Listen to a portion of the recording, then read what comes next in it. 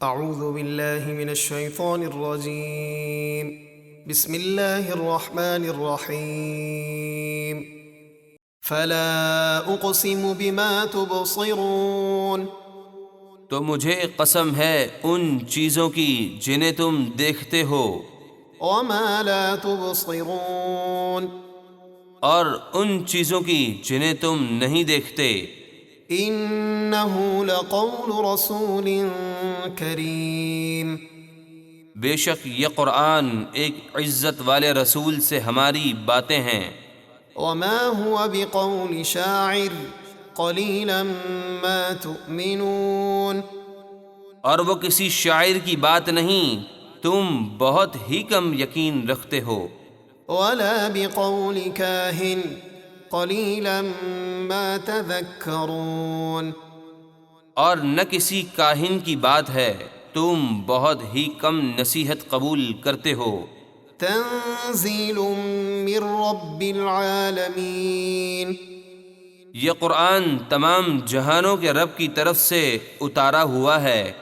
ولو تقول علينا بعض الأقاويل لأخذنا منه باليمين، اور اگر بالفرض وہ ہم پر ایک بات بھی اپنی طرف سے بنا کر کہتے تو ضرور ہم ان سے قوت سے بدلہ لیتے، ثم لقطعنا منه الوتين، پھر ہم ان کی رگ دل کاٹ دیتے، فما منكم من أحد عنه حاجزين، پھر تم میں سے کوئی انہیں بچانے والا نہ ہوتا۔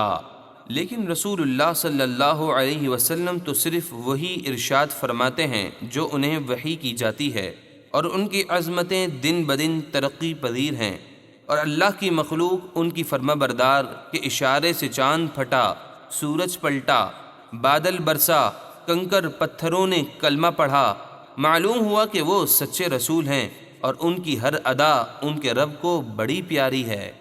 وَإِنَّهُ لَتَذْكِرَةٌ لِّلْمُتَّقِينَ، اور بے شک یہ قرآن ڈر والوں کے لیے نصیحت ہے۔ وَإِنَّا لَنَعْلَمُ أَنَّ مِنكُم مُّكَذِّبِينَ، اور اے لوگو، بے شک ہم ضرور جانتے ہیں کہ تم میں سے کچھ لوگ اس قرآن کو جھٹلانے والے ہیں، وَإِنَّهُ لَحَسْرَةٌ عَلَى الْكَافِرِينَ، اور بے شک یہ قرآن کافروں پر ضرور حسرت ہے۔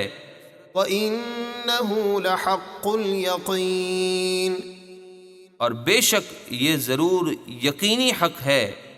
فَسَبِّحْ بِاسْمِ رَبِّكَ الْعَظِيمِ، تو اے حبیب، آپ اپنے عظمت والے رب کے نام کی پاکی بیان کیجیے۔